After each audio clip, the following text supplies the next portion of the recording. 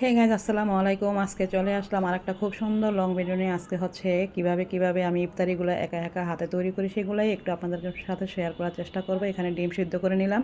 আগে হচ্ছে একটু পেঁয়াজটাকে ব্রাউন করে নিছি, যেহেতু আলুর চপ আর হচ্ছে ডিমের চপ বানাবো। তারপরে হচ্ছে এখানে বেসনটাকে গুলে নিলাম খুব সুন্দর মতো।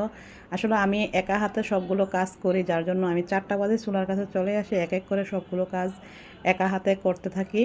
যত সময় লাগে আসলে সবসময় চেষ্টা করি ইফতারির আগে সব কিছু রেডি করে টেবিলে নিয়ে বসার।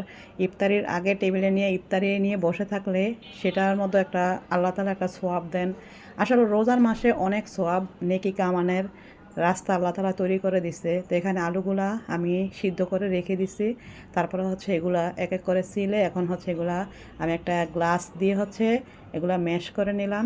আমার আলু ম্যাশ করার একটা মেশিন ছিল, হুট করে এটা কীভাবে যেন নষ্ট হয়ে গেল, যার জন্য এখন আমাকে সংক্ষিপ্তভাবে এটা দিয়ে করতে হয়েছে। হাতের কাছে এটা পেলাম, ম্যাশ করার পরে এখানে লবণ দিয়ে তারপরে যে পেঁয়াজটাকে একটু ব্রাউন করে ভেজে নিলাম।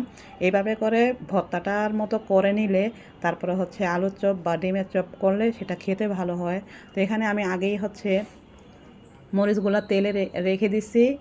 এগুলো হচ্ছে রমজানের আগে প্রিপারেশন করা কিছু কিছু কাজ ছিল, যেগুলো টুকিটাকি কাজ করার সেগুলো আগে রমজানের আগে করে রাখছি। এখন হচ্ছে খুব ইজিলি কাজগুলো রমজানে করতে পারি। রোজা রেখে একা একা যেহেতু কাজগুলো করি, চেষ্টা করবেন সব সময় প্রত্যেক বছর রমজানের আগে টুকিটাকি কিছু কাজ আগে সেরে রাখার, তাহলে রমজানের সময় এমনি সারাদিন রমজান রেখে তারপরে ইফতারি বানাইতে গেলে একটু হেসেলে পড়তে হয়। হেসেলে যাতে করে না পড়েন সেজন্য আগে কিছু টুকিটাকি কাজ করে রাখবেন। তো এখানে আলুর চপ ডিমের চপ এক এক করে আমি বানিয়ে নিচ্ছি। এখানে ডিমের চপগুলো আগে বানিয়ে নিচ্ছি। ডিমের চপ বানাইতে গেলে একটু আলুর চপটা একটু বেশি দিতে হয়, যার জন্য হচ্ছে আগে ডিমের চপটা বানিয়ে নিই, তারপরে যে আলুটা ম্যাশ করা থাকবে সেটা দিয়ে হচ্ছে এক এক করে আবার আলুর চপ বানিয়ে নেওয়া যাবে। তো এখানে সুন্দর মতো এখন একটা শেপ দিয়ে নিলাম ডিমের চপের।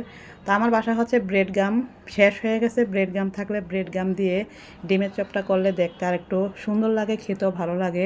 যাই হোক, যেহেতু ব্রেড গাম আমার হাজব্যান্ড পছন্দ করে না, যার জন্য হচ্ছে কিছু জিনিস আসলে অ্যাভয়েড করতে হয়, আপনাদেরকে দেখাতে পারতেছি না ওর জন্য। যাই হোক, এখানে হচ্ছে তারপরে কিছু কাঁচামরিচ ভেষণ দিয়ে ভেজে নিচ্ছি। যারা ঝাল খেতে পছন্দ করেন তারা এইভাবে করে ইফতারির পরে খেতে পারেন।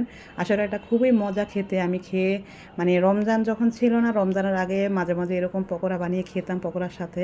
তো এখানে ডিমের চপগুলো ভেজে নিচ্ছি। তারপরে আর গ্যাসের কথা কি বলবো, গ্যাস তো থাকে না। ভাজাপুরি করতে যখন আসি তখন একটু সমস্যা ফেস করতে হয়, তারপরে ভাজাপুরি তো করতে হয়।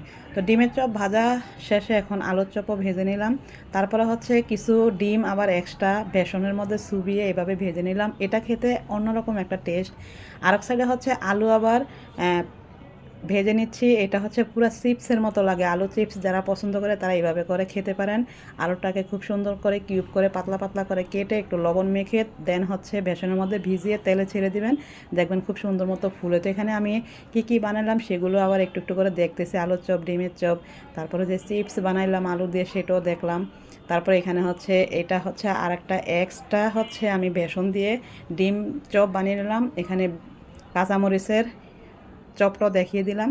তো এখানে ভোর রাত্রের জন্য সেহেরের জন্য কিছু রান্না করলাম আজকে।